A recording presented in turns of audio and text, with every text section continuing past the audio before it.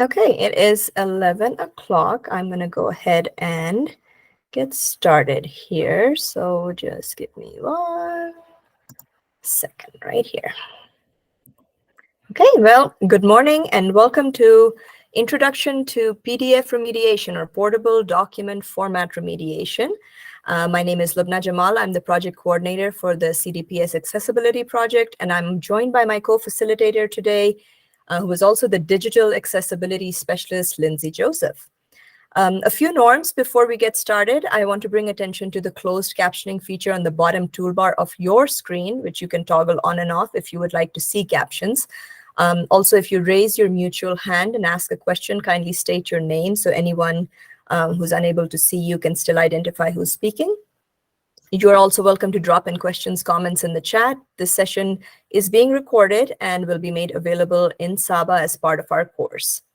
So before we get started with our class, let's go over some what's and whys. So this session is primarily designed as an overview, and we are trying to gear it towards the majority of CDPS employees who should have access to either the Google Suite or Microsoft Word, and at least the free version of Adobe Acrobat. We will quickly touch on Adobe Pro as well, but not in a very detailed way, so that'll be for another session. Our agenda is going to start off with the why are we concerned about accessibility, an overview of a simple workflow decision tree to help you understand how and when to do PDF remediation. We'll be doing lots of demos of various steps in the process and additional resources that you can follow up on and just gain more knowledge from. We do have quite a bit of content to cover, but we hope to have some time left over for questions as well. However, if you feel there's something urgent, just come off mute and ask or drop it in the chat as well. So what is this about and why? So as many of you may be familiar or may not, it's a quick reminder that House Bill 21-1110 mandates that all our digital touch points like websites, documents, application, etc., they need to comply to meet current accessibility standards. And we understand that compliance helps us achieve superior customer service and also helps us achieve our goal of delivering critical public safety services as well. It's also understood that accessibility is a moving target, and so we do our best to offer reasonable accommodations. There are monetary damages that can be incurred if those reasonable accommodations are not given. We do also need to change our mindset a little bit that this work is only geared towards people with disabilities. Not true. All these translate to best practices, and they end up positively impacting all users. So please keep in mind that the end user experience when designing and creating content right from the beginning should be the main purpose. So for example, everyone benefits from an organized document layout to get to information they need fast. Similarly with font size, I mean, even though I don't consider myself disabled, but because of my low vision, I've learned firsthand the benefit of larger font sizes, something very simple. Same holds true for tab order or reading order. So when you hit the tab key, it'll take you through the order in which material is going to be presented. So whether this is on a website or a document, having a correct reading order enhances usability. Implementing accessibility best practices from the get-go ends up saving time and money in the long run, and again, benefits everyone. So a few other best practices to consider. We have separate mini workshops we've done in the past. We started back in the summer. We've uploaded these to Saba as well, and you'll see the link on that slide as well that you can access. But this is just a quick reminder. So things like having a proper heading structure. Again, both for websites and documents, so that anybody using a screen reader can navigate that content super fast, and making sure that that heading structure is following a hierarchy. It's another thing that might seem basic, but just having a relevant document title is so very important. So instead of having a file name that's just like a numerical value, right? It tells you nothing about it. Screen reader user will not be able to tell what is this document all about. But if you title your documents correctly, that's the first step to improving searchability. Again, document tagging, and Lindsay is going to speak and demo more about this later in this presentation today. That goes a long way as well. Things like having a visible color contrast, and there's lots of free online color contrast tools and checkers that you can utilize to make sure that you're using good color contrast in your content. Using tables appropriately. Tables are super tricky, and Lindsay will vouch to this as well. Remediating them later is super hard. So getting them right from the get-go is the way to go. So tables should be used for tabular data, not just for design and layout purposes. So making sure also then for images, if we're using images, there is descriptive alt text attached to all of them. So even if the page, let's say the web page isn't loading properly, I can still figure out, it'll show the alt text for that image, and I can tell, was this just a decorative image or what was the context behind it? Writing hyperlinks properly, also extremely important. All of us have been at that point where we've written click here, or more information here, and let's step away from that and actually start describing the the actual source where it is linking to. And then when we have large documents, making sure that we're bookmarking them so that we don't have to scroll through a 100-page document to get to our information. If you have things bookmarked, we can just quickly reference those. It improves navigation and searchability. So again, as a friendly reminder, we have all those basic courses listed on Saba. Please, if you haven't had a chance yet, please go through them. They are available there, and so you can make some progress in some of your skills. While we're talking about assistive technologies, very quickly, we would like to stress that there are various kinds of assistive technologies. Screen readers, as I just mentioned, it does come up a lot in our conversations, but there's also screen magnification. There are braille embossers. There's speech recognition like Siri, Alexa, that you may be familiar with. And the reason we bring this up is, again, that when you design content, you're creating content, documents, websites, etc., design it with these assistive technology users in mind as well. So speaking to the overall workflow for PDF remediation, the number one and the first step is asking, does this even need to be a PDF or a portable document format? Once you answer that, and we'll go more into that, Lindsay will talk more to that. Is the content outdated? Can it be purged? And purge could either mean archiving it for historical purposes or deleting it completely. Then if we are converting it, can it be converted to a different platform from a PDF? But if none of those hold true and you say, well, the PDF is the only route to go, well, how do we fix it then? Once we decide that route, we start with an automated checker first. And because we don't trust automated checkers to get 100% of our errors, then we do manual testing on it as well, manual checks, and then rerun an automated checker. So Lindsay will now go into the meat of this workflow. I just gave you an overview, and she'll present to us some demos. So I'm going to turn it over to Lindsay now.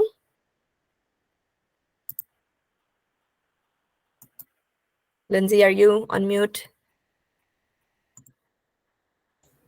Yes, I'm muted, and I am taking over the screen in just a moment here. Perfect. I'll stop presenting.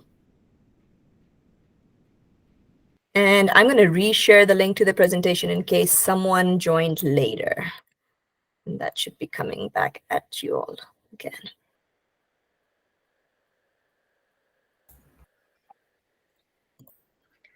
So picking up where Lubna left off, we'll start with step 1. Does this have to be a PDF? Before you jump into remediation, you want to consider if PDF is the right format for your content. PDFs are designed for secure documents that have sensitive information, or for documents that need to preserve a specific layout or be printed. For example, when applying for jobs, people often send their resumes in PDF format, since the resume layout might fall apart if the recipient opens it as any other file type.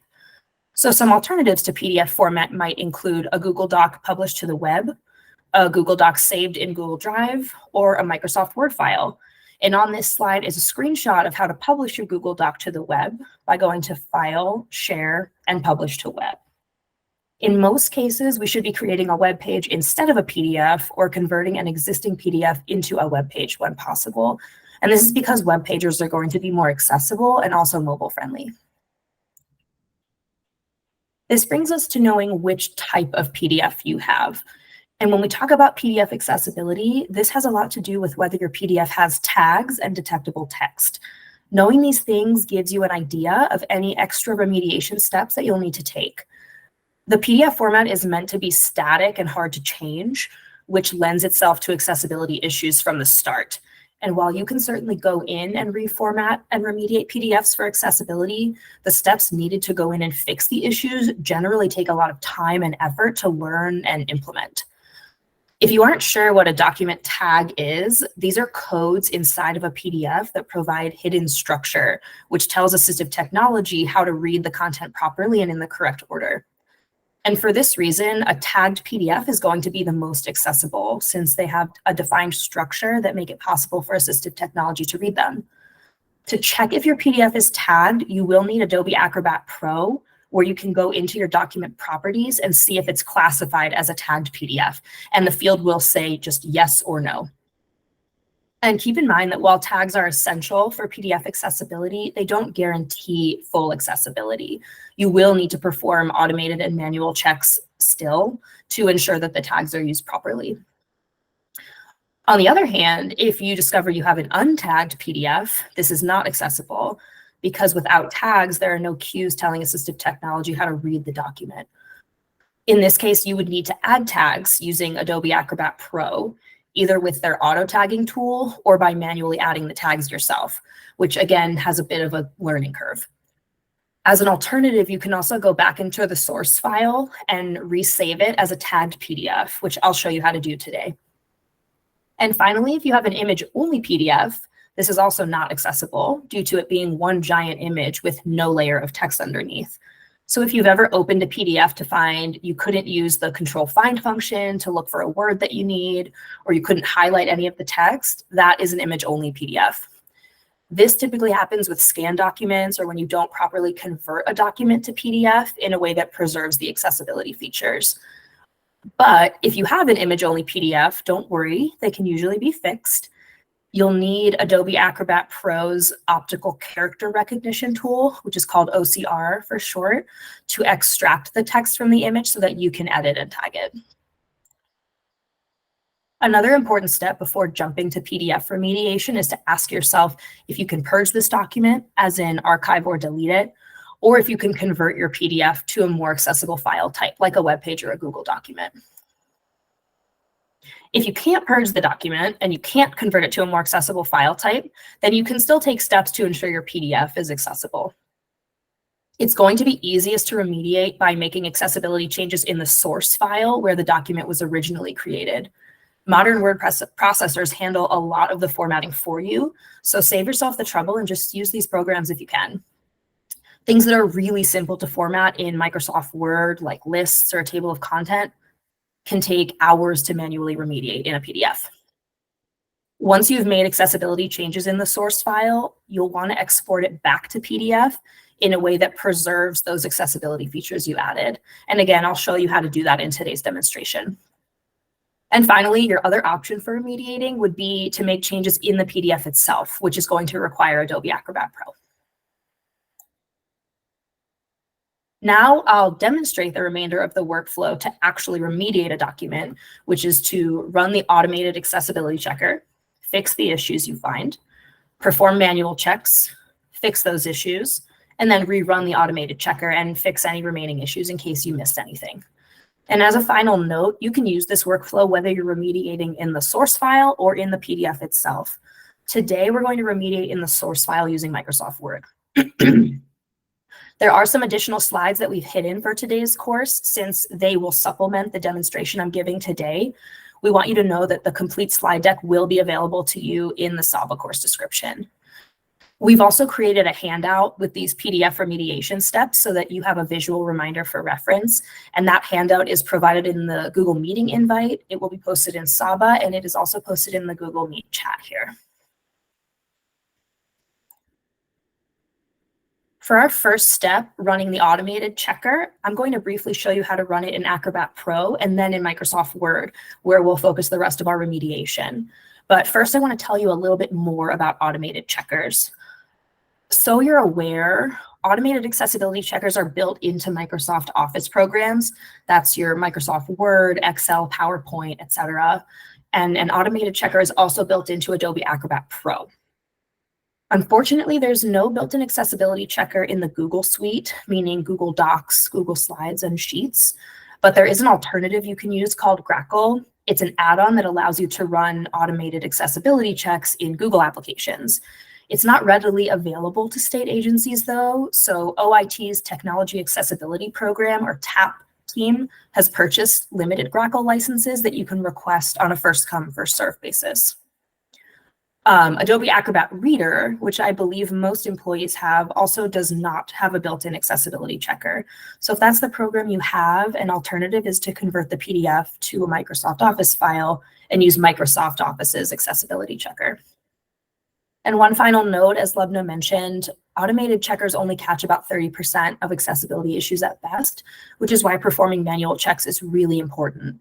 And the takeaway for that is that just because a document passes the automated checker doesn't mean that it's fully accessible. So now we will come out of our presentation here, and I'm going to quickly show you how to run the automated checker in Adobe Acrobat first. What you're going to do is navigate to the Tools pane, which is on the right side of this screen. We're going to click the Accessibility tool.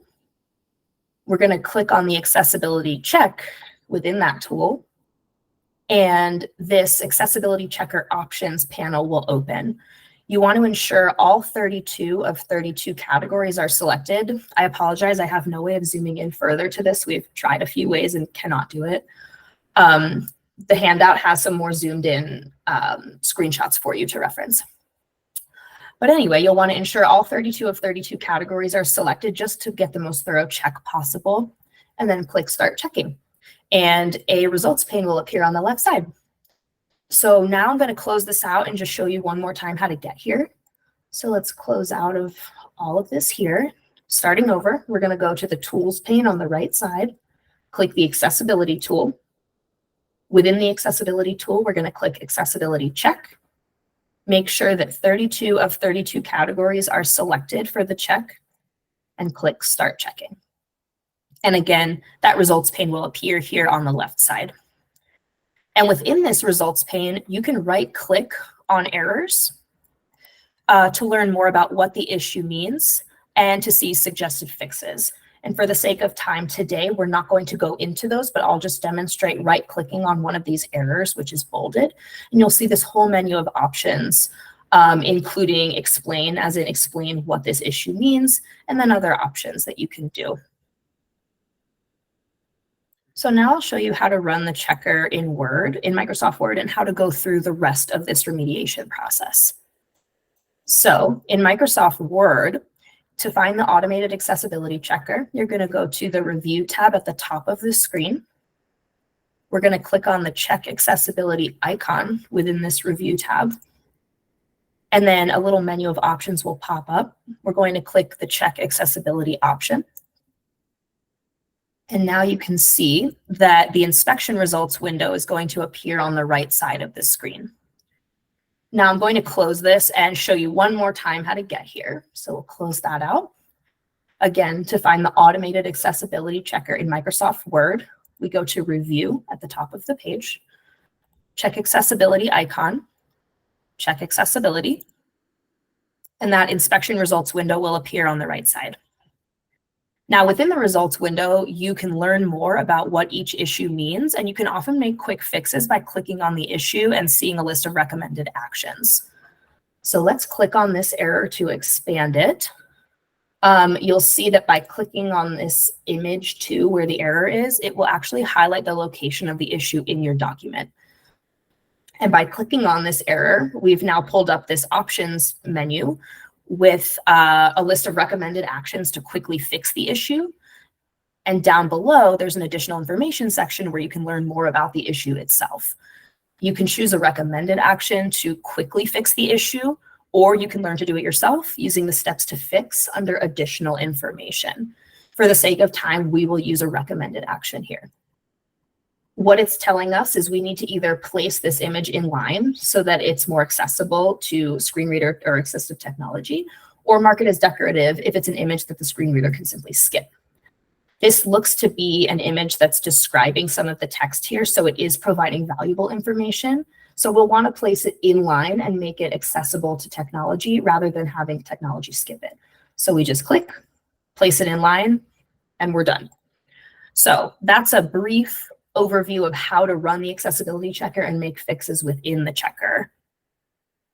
Now we're going to go to the next step, which is performing manual checks and fixing those issues.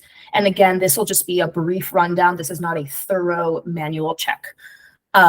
We've provided you with a sample checklist in some of the later slides that you can access in the slide deck that we're going to provide you. Again, for right now, I'll briefly show you how to complete a few manual checks, and we'll start with headings. So some best practices for headings are: do not simulate heading styles using font styles alone. You'll want to make sure you use built-in heading styles because they represent sections of content in your document. A sighted user can use visual cues like this larger font size, bold and centered text to see the heading structure, but not all users can see those visual cues, and pre-programmed headings will address this. Headings are also really important for assistive technology users because your user can quickly jump from heading to heading to find the content that they need. Lastly, you'll want to make sure you structure your headings in a logical order and to be consistent. So starting with heading 1 for your title, followed by heading 2 for major sections, heading 3 for smaller subsections, and so on. So now I'll show you how to check your headings. First, what I'd like you to do is open the navigation pane so that you can see the heading structure begin to form an outline. To open the navigation pane, you'll go to the View tab, and there is a checkbox that you'll select called Navigation Pane, and you'll see that the headings pop up here on the side. So you'll think of your headings like an outline. So now what we'll do to actually verify if heading styles are used and if they're correct is go back to our Home tab up here in the toolbar, and then we're going to navigate to our styles. What we're going to do is we want to expand this styles menu so we can see it. There's a little arrow in the bottom right corner of the styles section here that I'm going to click, and it's going to open here on this side. So again, we want to click on each of our headings and be looking for, are they assigned the right heading number? And if we need to change the heading style, we can change the fonts as we like. None of the fonts that are suggested in Word are permanent. Everything can be changed. So let's just take a look. For example, let's click on the title. It looks like it is tagged as a title heading, which generally best practice is you want the title of your document to be heading 1 because that's the overarching topic of the entire document. So let's highlight this. Let's change it to heading 1. All we have to do is click heading 1. It changed the format. We don't love that. We want it back to what it was before.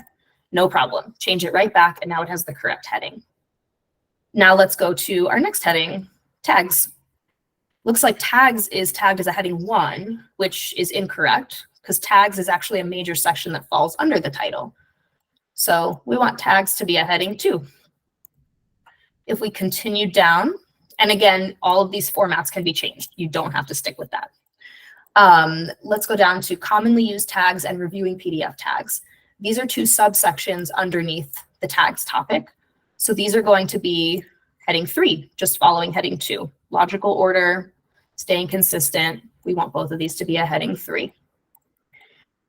Now we'll go to our final section here. We have tables versus lists. That's an entirely new section unrelated to tags, and we want it to remain consistent, have it the same tag level, the same heading level as the tag section. Tag section is heading 2, so we want this to be heading 2 as well. The other nice thing about using pre-programmed headings is if you were to change this format to be, let's say we want black text, all we have to do is you can actually hover over the heading in the styles menu here. There's a drop down. You can click update heading 2 to match selection, and everything else labeled heading 2 will be updated to match for you. So it'll take care of that manual work for you. So that's an overview of checking your headings. Now I wanted to show you quickly how to check your lists to make sure that they're accessible. Some best practices for lists. are, again, don't simulate lists. So don't simulate bullets and numbers by typing them in yourself. Instead, use the built-in list features that are provided in the toolbar. Similar to headings, a sighted user can use visual cues like bullet points to identify a list, but not all users can see those visual cues, and pre-programmed lists address this. So to check your lists, find any lists in your document, just tap your cursor in any of the list items, and I'm going to direct you up to the Home tab at the top of the screen and the paragraph section specifically, where you would normally check one of your pre-programmed lists. You just want to make sure that one of these pre-programmed list options is highlighted. And if it is, you know that a pre-programmed list was used to create that list, and it will be accessible to assistive technology.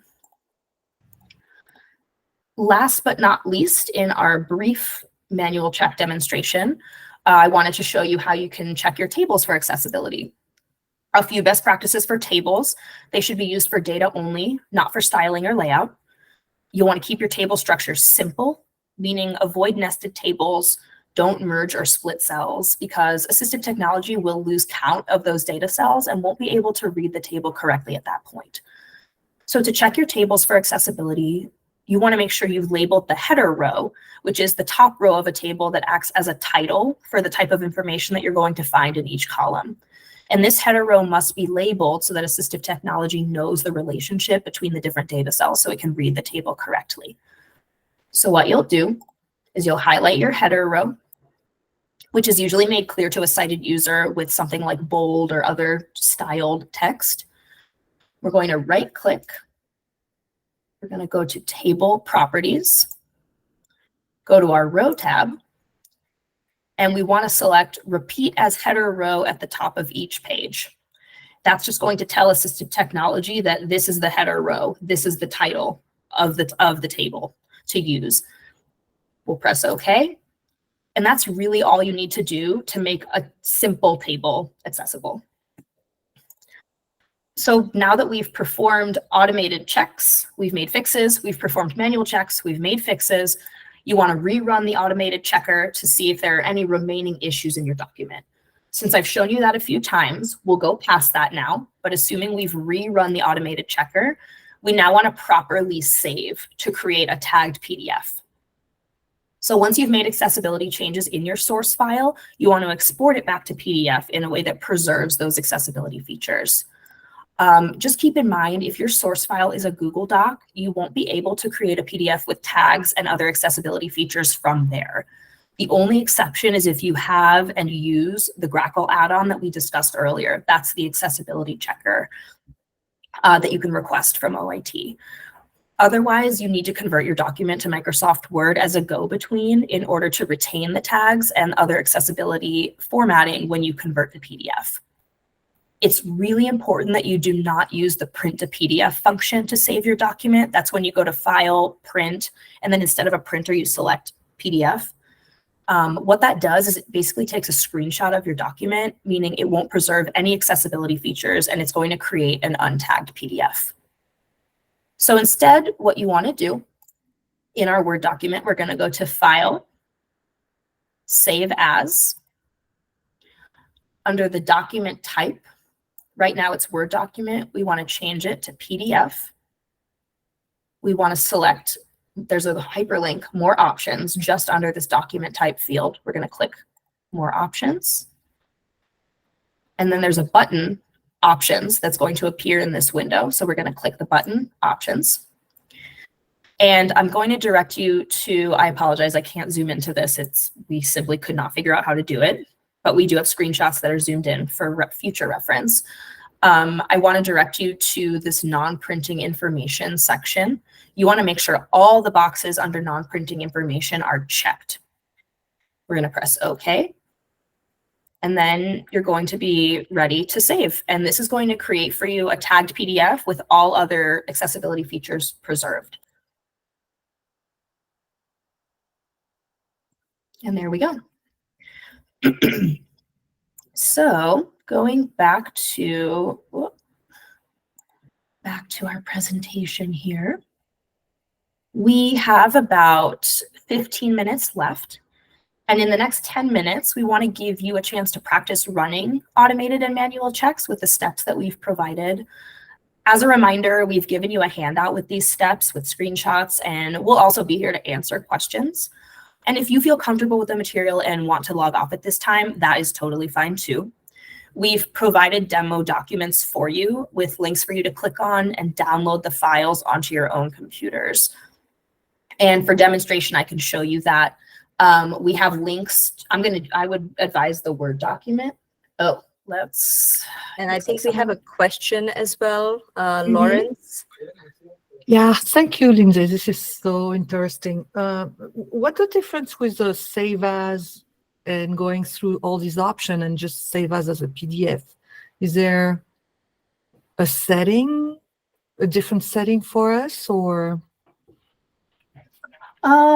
I might need you to repeat the question. I want to make sure I understand. Yeah, you have when you told us save as a PDF and opening, the options, the save as, and choosing the PDF as an option and just going through all the option boxes versus the simple save as a PDF. There's that option of file save as a PDF.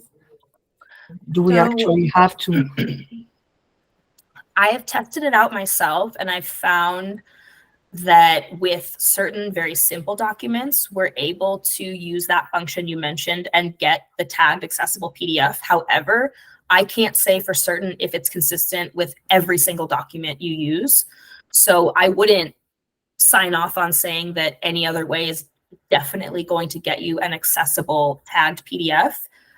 I can certainly continue to look into it for you, but just to be safe, I won't say that any other method will 100% guarantee you an accessible tagged PDF. Hey, Lindsay, before we move on to the practice, can we quickly draw attention, because some people may drop off the call, to register the course in Saba, if you don't mind just sharing your screen. And then someone asked a question about specific checkers for figures. Yonting, if you want to come off mute and clarify that question, while Lindsay, you want to talk about the course too? Yeah, so when we make write a report, there's tables, there's also figures. So they are two different things. So, colorful charts and, line graph, that kind of stuff, pie chart.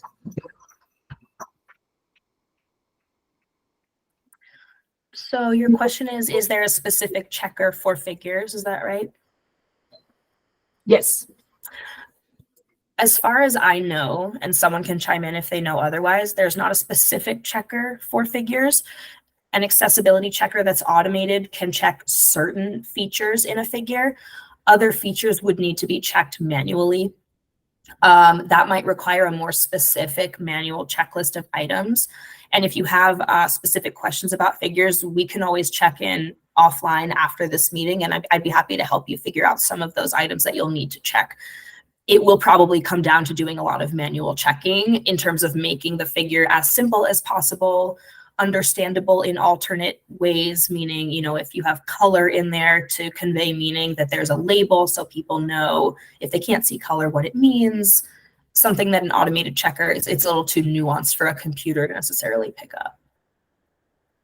And just to add on to that, sometimes we recommend, or not sometimes, but we recommend that if you have very complex images, let's say posted on your website, that it should have an accompanying text version of an explanation of that chart, so that a screen reader user can utilize that to understand the content that you're conveying visually through the graph.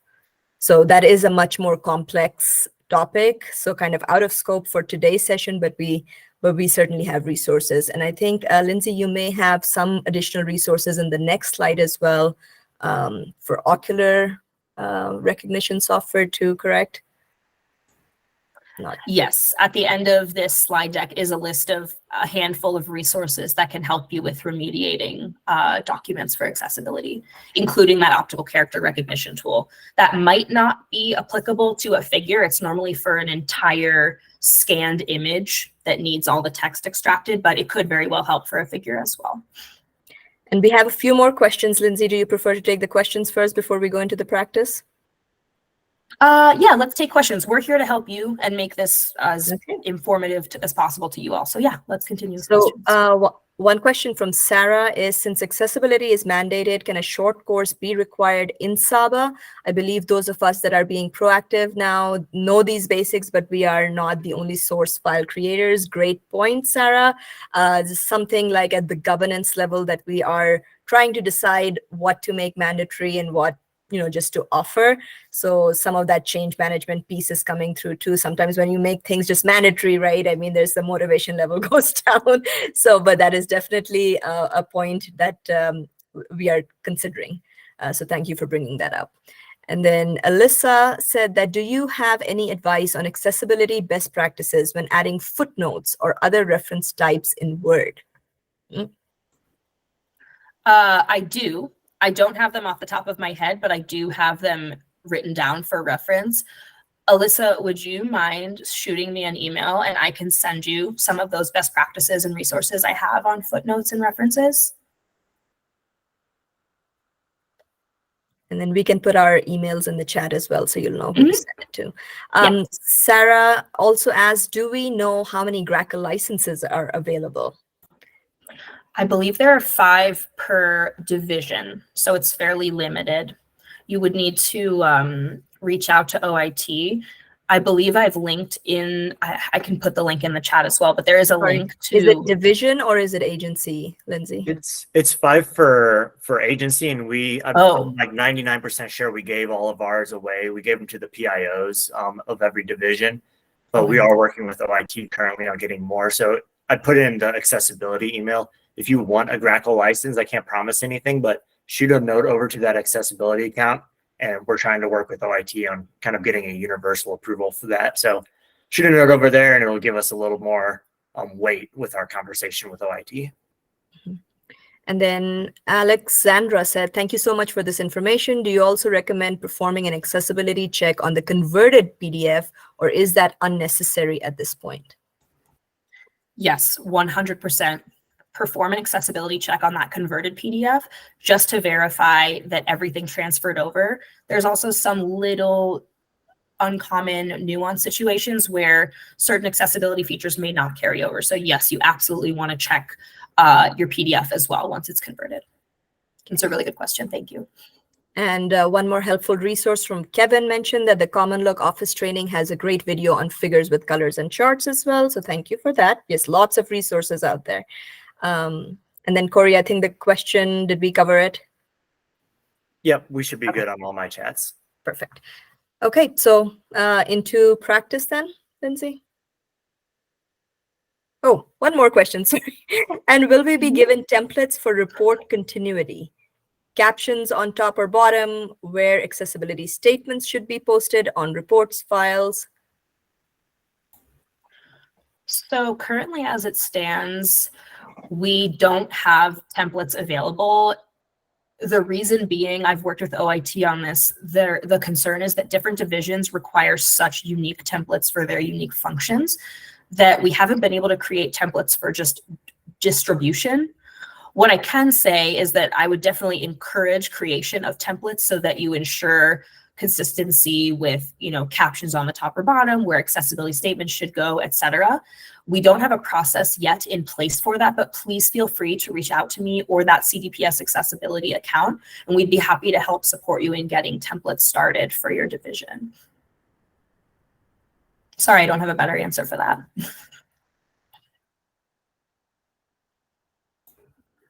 So feel free to keep the questions coming. In the meantime, I'll just direct you to this slide here to when we're done with this course to go ahead and register in Saba so that you get credit for it. You'll see on the screen here that there is a screenshot for where to launch the course in Saba, mark it as complete to demonstrate that you've done it, and then to take the quiz. And Corey just posted the link in the chat. Thank you, Corey, to get to Saba. And this way you'll get credit applied towards your accessibility goals of taking that coursework. So without further ado, what we were hoping you might want to do is open up the demo documents that we've provided. Again, those links are in the chat. I wonder if maybe we can put the link in the chat again so that people I'm don't have putting to that in scroll. now. Thank you. So what you should be getting is the PDF demo. So the PDF, again, you'll have to download the PDF and then, right, Lindsay? So then they'll have to open it as a Microsoft Word, correct? Correct. And I can demonstrate how to do that. I just unshared my screen. Hold on a moment. And going back to those best practices that Lindsay mentioned, if you have a source file, that's the best thing, right? It's like source file, try to do it in that as much as possible.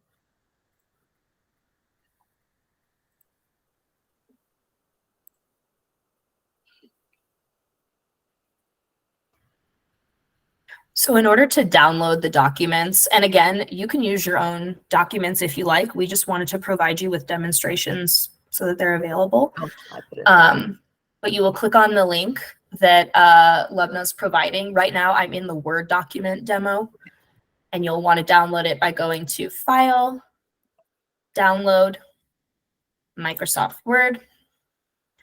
A little window has popped up in the top right showing my download. I don't want to click it here because, oh, never mind. I guess you can click it there. If for some reason you click the document and it opens in your browser, what you'll want to do is click on, there's a little folder in the bottom toolbar of your of Windows here. We'll go to our folder, go to your downloads, and you'll click on the Microsoft Word document you just downloaded.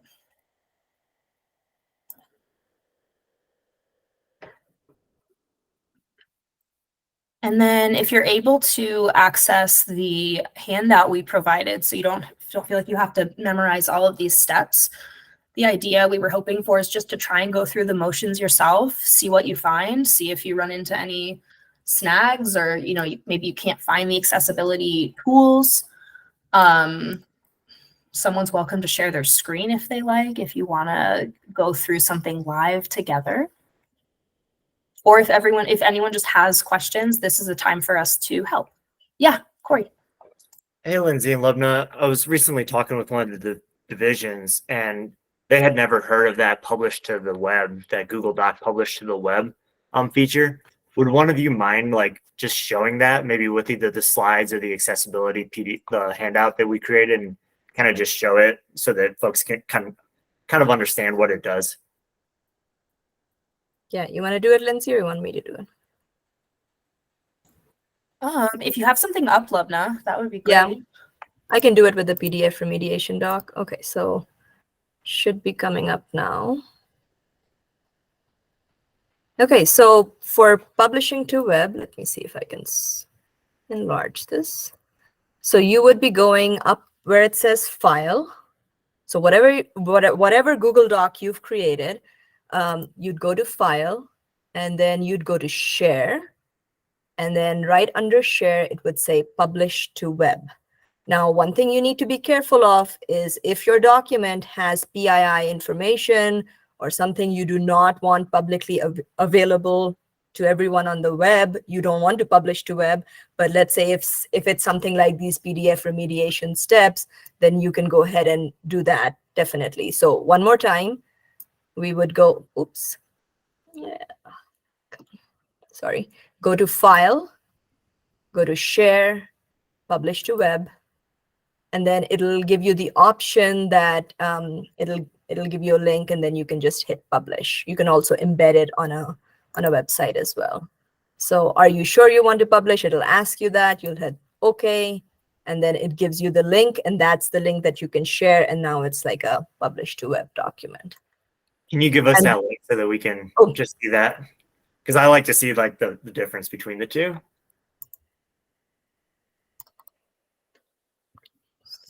And then I'm putting it in the chat here.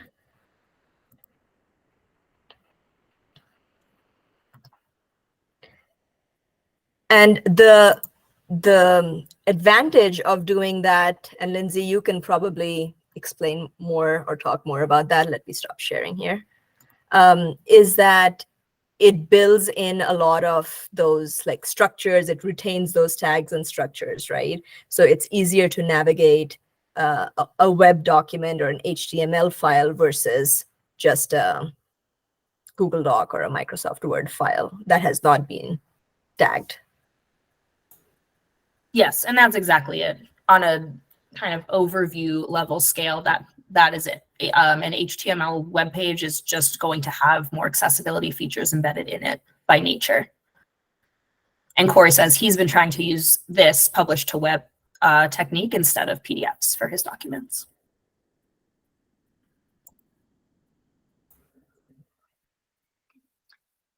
Let's see. Question in the chat, can a table be used to help construct information needed for an application? I might need you to elaborate on your question. Also, I realize it's 11:45. If people need to hop off, please feel free to. I'm happy to stay a couple extra minutes to help answer this question. Yeah, I'm available too. Sarah, do you want to come off mute and ask? Thank you for your time. I greatly appreciate it. It's a document for the card holder for the state issued credit cards that we currently have it in a Microsoft Word. However, due to some of the information that is on it as well, or that is needed, as well as the conditions and so on and so forth, we don't want the information to be altered, and so we do convert it to a PDF. But the tables, the Microsoft Word is set up in a table way, so that way we have it more in a condensed section as opposed to it being line item of first name, last name, 997 number. Make it shorter, so to say, because right now it's already at 3 pages. And so I was just curious if continuing use of the table format would be okay for accessibility reasons.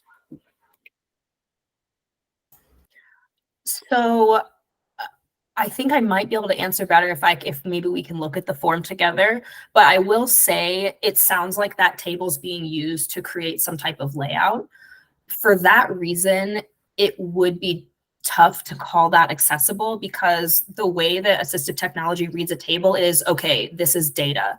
Okay, this is a column. What's happening under this column are rows of data, and it's going to read it that way. So assistive technology might not be able to read that information out correctly to the user. You might have to go in and remediate in a way that, rearranges the tag structure to tell technology exactly how to read it. And if that's something you don't want to go through and do, I would definitely recommend looking at other ways to format that information that is not in a table, since it's not data that you're communicating out. And again, if you want to look at it together, I'm more than happy to look through, and we can problem solve and come up with ideas. And Sarah, some other things to consider also, are you using that table to then go in and create additional charts and graphs, let's say? So, if yes, then yes, keep it as a table. Other things are, does each column have a title, or like, so the assistive technology, can it indicate, and especially that first column heading, row and column heading, like A1, right? That's the index. That's one of the most important ones that we very often miss or skip. We forget to title that one, and that's the most important one that should be titled. So some of these could be simple fixes. Again, it's like Lindsay mentions, hard to know without seeing the content. One last option, I don't know if it can be linked to an Excel or a spreadsheet, and then you link that sheet in your Word document that you're converting to a PDF. So there could be workarounds, but hard to say without looking at content.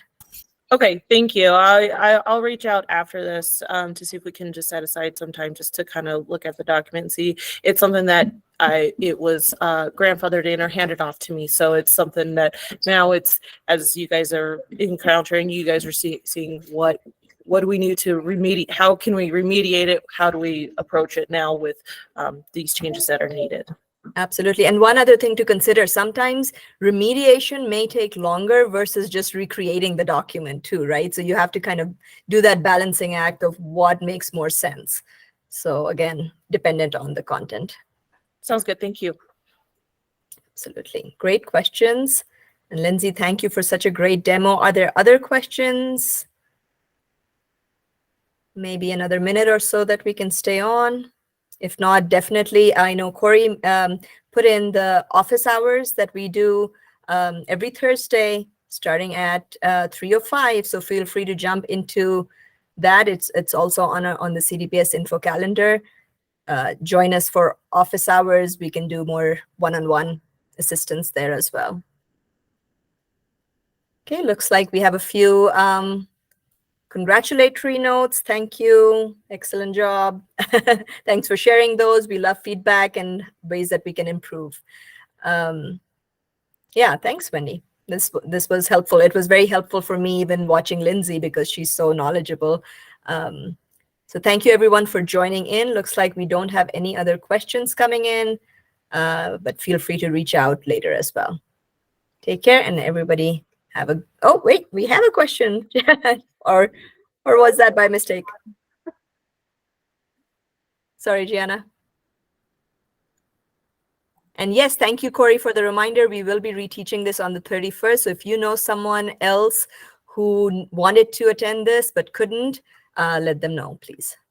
And we'll send out additional reminders in our newsletters as well. Thank you so much. I'll go ahead and stop recording. And